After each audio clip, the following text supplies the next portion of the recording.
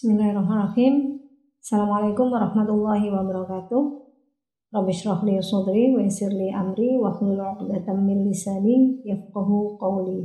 Rabbi zidni ilma warzuqni fahma. Alhamdulillahirabbil alamin. Kali ini kita masih bisa bertemu lagi di channel Mudah Belajar Hukum. Saya ucapkan terima kasih kepada semuanya yang masih tetap berada di channel ini. Kali ini saya akan memberikan materi mengenai pandangan umum atau overview mengenai hukum ketenagakerjaan. Jadi di semester ini saya diberikan amanah untuk mengampu mata kuliah hukum ketenagakerjaan. Nah, ini adalah overview atau hukum ketenagakerjaan secara umum.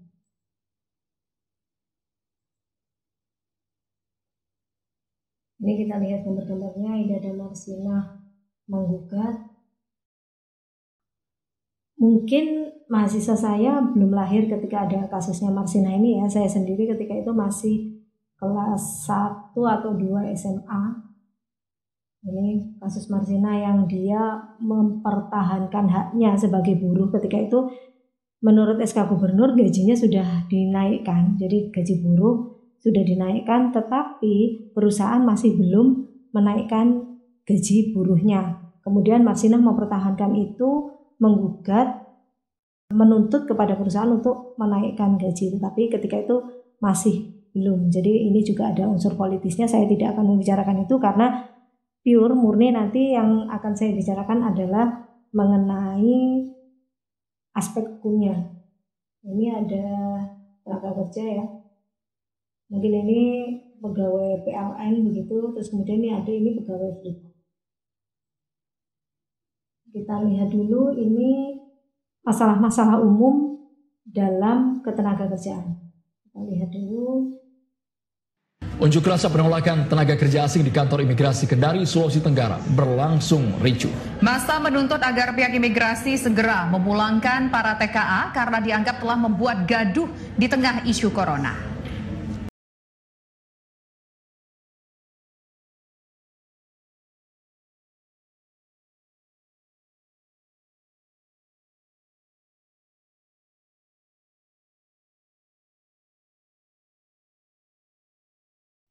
Nah, ini mengenai demonstrasi buruh. Jadi tenaga kerja Indonesia ini demonstrasi karena menolak tenaga kerja asing yang masuk di Indonesia. Memang dalam hukum ketenagakerjaan itu ada pembatasan. Jadi ada pembatasan berapa tenaga kerja asing yang boleh atau yang bisa masuk ke Indonesia dengan izin khusus begitu. Dalam hukum penanaman modal atau Undang-Undang Penanaman Modal Nomor 25 tahun 2007 juga dikatakan, jadi perusahaan yang ada di Indonesia, perusahaan penanam modal itu wajib mengutamakan tenaga kerja Indonesia. Jadi kalau misalkan tenaga kerja Indonesia masih banyak, apalagi yang sudah mempunyai sertifikat kompetensi begitu, ini tidak diperbolehkan mengambil tenaga kerja asing. Kita lihat contoh yang lain, kita kembali.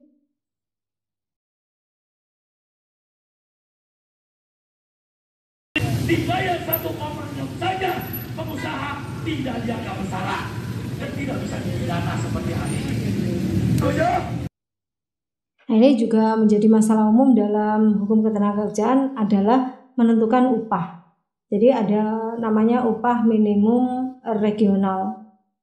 Begitu. Jadi UMR ini yang seringkali juga menjadi masalah. Kita lihat lagi. Nah, ini yang dari berita online, kita buka. Dampak COVID di Snaker Kabupaten Tangerang temukan 261 sengketa dan ribuan buruh di PHK. Dampak COVID memang kemana-mana ya, mulai dari hukum keluarga sampai hukum ekonomi, kemudian ada di hukum ketenagakerjaan juga. Jadi dampaknya memang luas dan ini memang masalah yang harus kita hadapi bersama, termasuk salah satunya adalah dalam hukum ketenagakerjaan. Jadi ini ditemukan 261 sengketa dan ribuan buruh di PHK. kemarin ada pembahasan mengenai PHK massal ini, apakah diperbolehkan perusahaan melakukan PHK massal tanpa pesangon.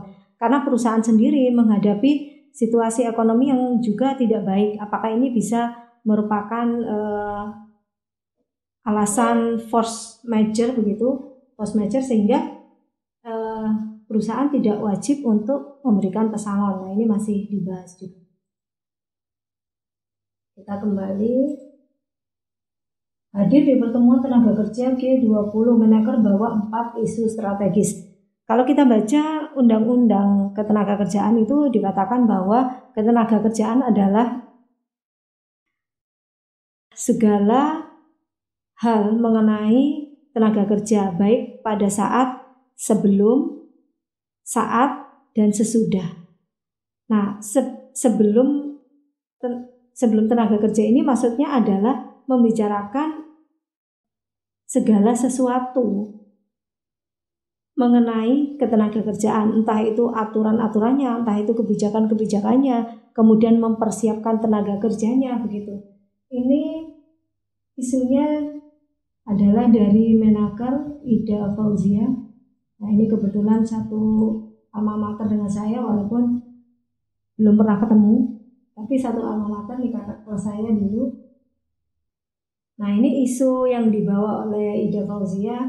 Yang pertama adalah mengadaptasi perlindungan sosial untuk mencerminkan pola kerja yang berubah. Kedua, mempersiapkan kaum muda yang lebih baik untuk transisi dunia kerja. Nah, ini yang saya katakan jadi istilahnya meningkatkan kompetensi atau meningkatkan skill tenaga kerja supaya dia menjadi tenaga kerja yang berkualitas, bukan tenaga kerja yang unskilled begitu. Kemudian yang ketiga, mewujudkan kesetaraan gender di dunia kerja. Keempat, mengeksplorasi penerapan wawasan perilaku dalam rangka merumuskan kebijakan pasar tenaga kerja yang kuat. Kita kembali lagi. 41 TKA Cina masuk ke Nagan Raya Aceh Pemkab. Ada izin dari Kemenaker. Nah, ini tanda tanya ya, apakah ada izin ataukah tidak, karena tenaga kerja asing itu harus ada izin, bahkan mereka harus menunjukkan surat atau rekomendasi mengenai atau sertifikat mengenai kompetensi kerjanya dia. Jadi ada ini aturannya mengenai tenaga kerja asing yang masuk ke Indonesia. Baiklah, kita kembali. Beberapa aturan terkait ketenagakerjaan. Yang pertama adalah Undang-Undang Nomor 13 Tahun 2003 tentang ketenagakerjaan. Nah, ini peraturan yang pokok, jadi peraturan yang utama dalam hukum ketenagakerjaan, yaitu Undang-Undang Nomor 13 Tahun 2003. Di sini diatur atau dibicarakan beberapa pengertian apa sih tenaga kerja itu, kemudian apa sih buruh atau pekerja itu, apa pengusaha, kemudian ada diatur mengenai hak-hak konstitutif, hak dan kewajiban pengusaha dan hak kewajiban dari pekerja. Hak konstitutif atau hak normatif dari pekerja itu apa saja?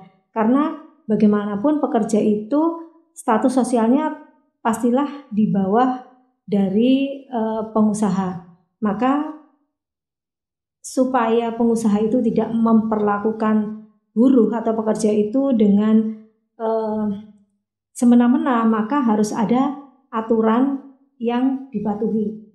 Kemudian ada Undang-Undang Nomor 2 Tahun 2004 tentang penyelesaian perselisihan hubungan industrial. Sengketa mengenai ketenagakerjaan yang kita sebut sebagai perselisihan hubungan industrial itu diselesaikan di PHI atau Pengadilan Hubungan Industrial. Nah, ini dia mempunyai prosedur beracara sendiri.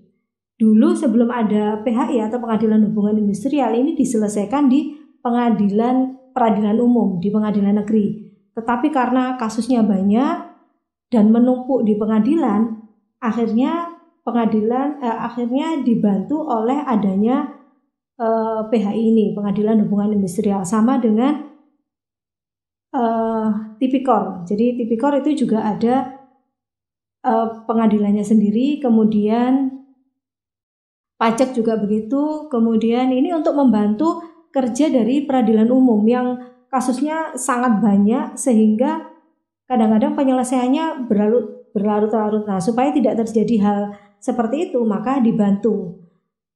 Jadi ada PHI, Pengadilan Hubungan Industrial, kemudian ada Pengadilan Niaga, kemudian ada pengadilan mengenai tindak pidana korupsi, begitu ada pengadilan pajak dan lain sebagainya. Kemudian ada Undang-Undang Nomor 21 Tahun 2000 tentang Serikat Pekerja. Dulu hanya ada satu serikat buruh seluruh Indonesia. Nah, kalau ada satu, ini kurang demokratis begitu. Jadi mudah untuk disetir, mudah untuk dikendalikan oleh salah satu pihak saja. Tetapi sekarang ini bebas. Jadi hanya ada syarat-syarat tertentu yang kemudian membolehkan pekerja itu membentuk organisasi serikat pekerja bebas. Ini. Jadi kenapa sih ada serikat pekerja? Supaya mereka itu misalkan ada sengketa atau ada perselisihan dengan pengusaha itu tidak berjuang secara pribadi atau sendiri, tetapi mereka berkelompok. Kemudian Undang-Undang Nomor 40 Tahun 2004 tentang Sistem Jaminan Sosial Nasional. Nah ini kita sebutnya dulu itu seperti jam sostek ya.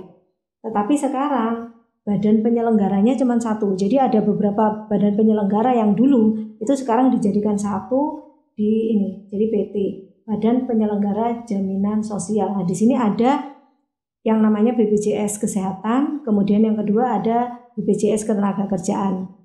BPJS Ketenagakerjaan ini dia mengatur mengenai tunjangan-tunjangan, kemudian mengenai asuransi kecelakaan kerja, tunjangan hari tua dan sebagainya, itu ada di ini.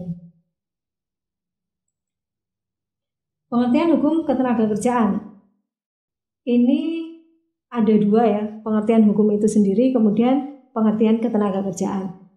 Kalau pengertian hukum itu, ini sebenarnya banyak ya pengertian hukum itu menurut para ahli akan memperoleh atau mendefinisikan hukum itu berbeda-beda, tetapi kita simpulkan saja bahwa hukum itu adalah suatu aturan, hukum itu adalah suatu aturan yang tertulis maupun tidak tertulis, karena ada hukum adat itu tidak tertulis yang mengatur mengenai sesuatu, kemudian dia bersifat mengikat, gitu ya, itu hukum.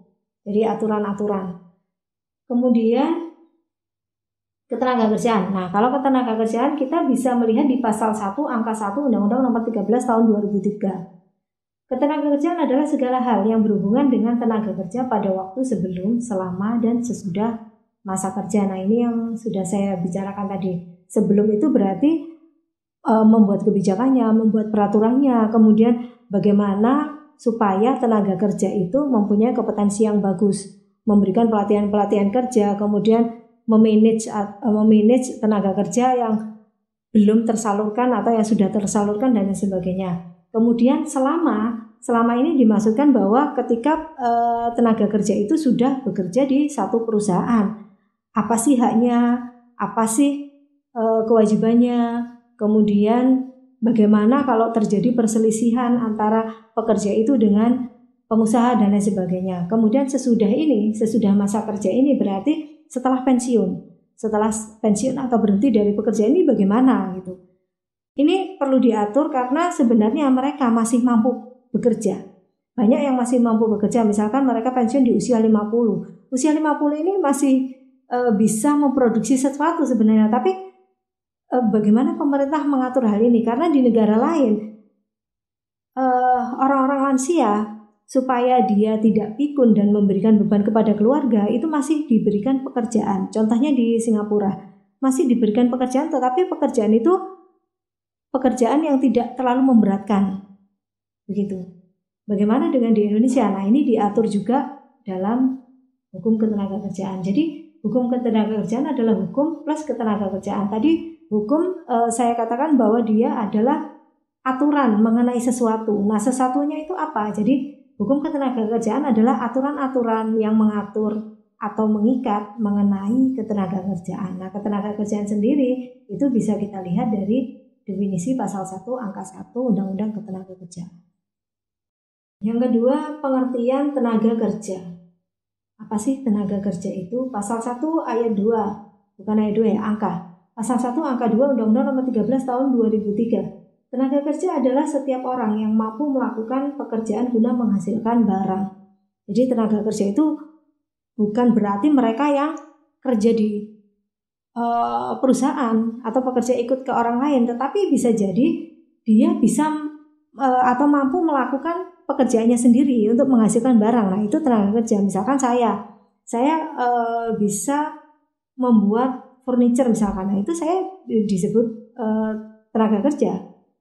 Itu. Kemudian atau jasa, misalkan saya punya jasa klinik kecantikan, misalkan begitu, baik untuk memenuhi kebutuhan sendiri maupun untuk masyarakat. Untuk masyarakat maksudnya ketika dia sudah melakukan itu, memberikan jasa atau memproduksi barang itu untuk orang lain. Pengertian pekerja atau buruh. Pasal 1 ayat 3, angka 3 ya, Undang-Undang Nomor 13 Tahun 2003, pekerja atau buruh adalah setiap orang yang bekerja dengan menerima upah atau imbalan dalam bentuk lain. Sebelum ada Undang-Undang Ketenagakerjaan ini, kita menyebut pekerja itu sebagai buruh. Jadi zaman dulu itu disebutnya buruh. Kalau buruh itu berarti lawan katanya adalah majikan. Jadi hubungannya adalah buruh dan majikan. Nah, ini biasanya ada masalah subordinasi. Jadi yang di atas itu pasti adalah para pengusaha, kemudian yang di bawah itu adalah buruh. Dan seringkali majikan ini melakukan buruhnya dengan sewenang-wenang. Jadi aturan-aturan yang diterapkan kepada buruh tersebut adalah aturan-aturan yang dibuat oleh majikan. Kalau kamu mau ikuti aturan saya, kalau tidak usah kerja di perusahaan saya. Nah, intinya begitu. Makanya sekarang pemerintah membentuk undang-undang ini. Jadi hubungan buruh dan majikan tadi itu nanti saya jelaskan itu berubah menjadi yang namanya hubungan industrial. Saya lanjutkan dulu. Nah, di mana sih sebenarnya kedudukan hukum ketenagakerjaan di Indonesia itu? Kita mengenal ada 2 penggolongan besar hukum. Jadi ada hukum publik, kemudian ada hukum privat. Nah, yang hukum publik ini bermacam-macam ya. Hukum privat juga bermacam-macam, tetapi ini hanya saya sebutkan 2. Jadi hukum publik adalah hukum administrasi negara. Ada lagi hukum tata negara. Kemudian hukum pidana. Nah, apakah hukum ketenagakerjaan juga masuk ke dalam hukum administrasi negara? Coba kita lihat di sini, perizinan bidang ketenagakerjaan. Nah, ini ada tenaga kerja asing misalkan. Tenaga kerja asing masuk ke wilayah negara Indonesia. Itu harus melalui izin. Siapakah yang memberikan izin masuk tenaga kerja asing di Indonesia? Nah, ini dibicarakan dalam hukum administrasi negara. Karena harus lembaga tertentu atau ketua badan atau kepala lembaga tersebut yang memberikan izin. Kemudian penetapan upah minimum. Nah, penetapan upah minimum ini tidak bisa diberikan oleh perusahaan itu, tetapi ada penetapan upah minimum yang ditetapkan berdasarkan keputusan dari gubernur atau SK gubernur, surat keputusan gubernur. Kemudian, nah ini juga menyangkut hukum administrasi negara. Kemudian pendaftaran perjanjian kerja bersama dan pendaftaran serikat pekerja. Nah, tadi saya katakan bahwa sekarang di perusahaan itu bisa membentuk serikat pekerja. Kalau tidak salah minimal 10 orang saja itu sudah bisa membentuk satu serikat pekerja. Tetapi tidak serta-merta 10 orang ini kemudian saya adalah serikat pekerja A misalkan begitu, tidak bisa begitu. Tetapi kalau dia membentuk serikat pekerja, dia harus punya seperti ADART begitu, aturan-aturan yang ada. Kemudian dia harus mendaftarkan serikat pekerja itu. Kemana mendaftarkannya? Nah, itu diatur dalam hukum administrasi negara, termasuk perjanjian kerja bersama. Perjanjian kerja bersama ini adalah perjanjian kerja yang dibentuk antara pengusaha atau organisasi pengusaha dengan serikat pekerja. Nah, perjanjian kerja bersama ini kita sebut sebagai PKB itu juga harus didaftarkan, harus diketahui kemana didaftarkan. Nah, itu ada hubungannya dengan hukum administrasi dan seterusnya, nanti bisa dibaca sendiri. Kemudian hukum pidana, apakah hukum ketenagakerjaan juga masuk ke ranah pidana? Itu saya simpulkan begini, setiap perundang-undangan itu walaupun dia bersifat keperdataan atau privat, di situ biasanya ada ketentuan pidananya. Kita ketahui bahwa pidana itu adalah ultimum remedium, senjata pamungkas ketika sanksi yang lain itu tidak mampu untuk mengatasi hal itu, maka dikenakan sanksi pidana. Di sini juga ada istilahnya perbuatan-perbuatan pidana di bidang ketenagakerjaan. Jadi ini ada pelanggaran undang-undang ketenagakerjaan, kemudian kejahatan di bidang ketenagakerjaan. Beberapa waktu yang lalu ini lagi viral adalah tenaga kerja Indonesia yang bekerja di kapal asing kemudian dibuang ke laut. Nah, itu adalah merupakan kejahatan di bidang ketenagakerjaan. Atau ada beberapa waktu yang lalu adalah yang pekerja diperlakukan sebagai budak, jadi mereka tidak diberikan jam kerja. Jadi jam kerjanya itu 24 jam, mereka tidak diberikan upah, mereka tidak boleh keluar rumah, mereka tidak diberikan upah juga. Itu kerja di pabrik untuk membuat seperti istilahnya tempat-tempat yang terbuat dari tembaga begitu. Nah, itu juga kejahatan di bidang ketenagakerjaan. Jadi hukum ketenagakerjaan ini masuk ke ranah hukum publik karena ada campur tangan pemerintah di situ. Ya, jadi pemerintah membuat kebijakan, pemerintah menentukan lembaga-lembaga yang berwenang untuk mengurusi sesuatu di ranah ketenagakerjaan itu dan lain sebagainya. Ditandai dengan ketentuan-ketentuan memaksa yang jika tidak dipenuhi, pemerintah dapat melakukan tindakan tertentu berupa sanksi. Contoh sifat memaksa dalam hukum ketenagakerjaan ini adalah penerapan sanksi pidana, kemudian masalah perizinan, kemudian izin, PHK, upah minimum, dan lain sebagainya. Kemudian ini, kedudukan hukum ketenagakerjaan dalam sistem hukum Indonesia. Yang tadi hukum ketenagakerjaan masuk ke ranah hukum publik, nah sekarang hukum ketenagakerjaan masuk ke ranah hukum privat. Karena di situ juga diatur perjanjian kerja. Nah, perjanjian kerja ini sifatnya individu ya, jadi ada buruh kemudian masuk ke satu perusahaan dengan perjanjian kerja tertentu atau yang dinamakan biasanya kontrak kerja. Jadi di situ tenaga kerja menandatangani satu kontrak kerja yang menandakan bahwa dia setuju untuk kerja di situ dengan upah yang telah dibicarakan bersama dan pekerjaan-pekerjaan tertentu yang juga sudah dibicarakan bersama. Nah, ini hubungan kerja ini kalau dalam hukum perdata kita sebutnya perikatan ya.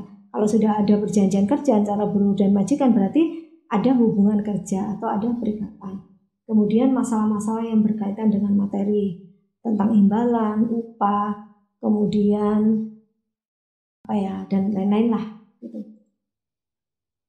Hukum yang bersifat mengatur ini ditandai dengan adanya aturan yang tidak sepenuhnya memaksa. Boleh dilakukan penyimpangan atas ketentuan tersebut dalam perjanjian. Ini perjanjian kerja, ini peraturan perusahaan, ini PKB. Nah, untuk PK, PP, dan PKB ini tidak langsung diatur oleh negara, tetapi diatur secara personal. Ya, jadi antara buruh atau serikat buruh dengan majikan. Tetapi masih ada sisi publiknya bahwa PP, PKB ini juga harus didaftarkan.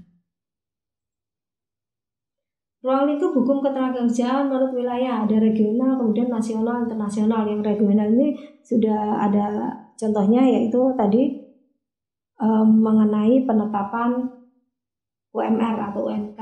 Kemudian nasional ini mengenai kebijakan-kebijakan ketenagakerjaan yang bersifat nasional, kemudian peraturan perundang-undangan mengenai ketenagakerjaan. Kemudian kalau internasional ini ada hubungannya dengan tenaga kerja antar negara. Jadi konvensi-konvensi internasional mengenai ketenagakerjaan itu juga berlaku di negara yang dia meratifikasinya. Kemudian menurut materi yang diatur dalam hukum ketenagakerjaan itu adalah ini: pengerahan dan pendayagunaan tenaga kerja, hubungan kerja dan hubungan perburuan, keselamatan dan kesehatan kerja, perlindungan jaminan sosial dan asuransi tenaga kerja, serta pengupahan. Kemudian masalah penyelesaian perselisihan, perburuan, dan PHK. Tujuan hukum ketenagakerjaan tadi juga sudah saya jelaskan. Secara sosial ekonomi, kedudukan pekerja lebih rendah daripada pengusaha.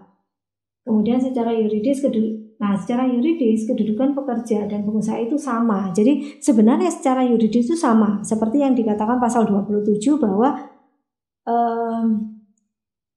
setiap warga negara mendapatkan kedudukan yang sama di hadapan hukum dan pemerintahan.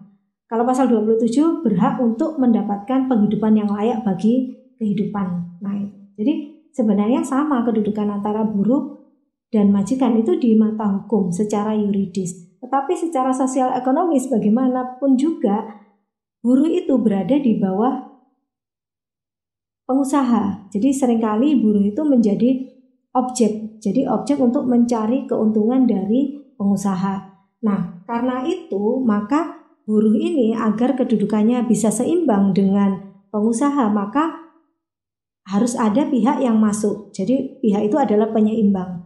Nah, pihak itu adalah pemerintah. Nah, ini yang dikatakan sebagai bukan hanya hubungan kerja, tetapi hubungan industrial.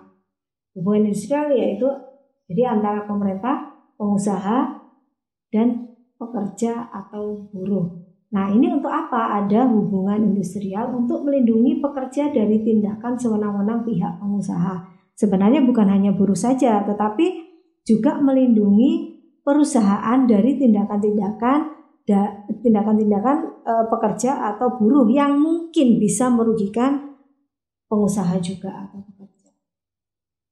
Nah, ini untuk pengenalan secara umum mengenai hukum ketenagakerjaan. Di video berikutnya akan kita sambung lagi. Terima kasih tetap berada di channel Mudah Belajar Hukum. Apabila ada kritikan, saran, sampaikan dengan bahasa yang sopan di kolom komentar di bawah ini. Mohon maaf atas segala kesalahan. Akhiran, Assalamualaikum warahmatullahi wabarakatuh.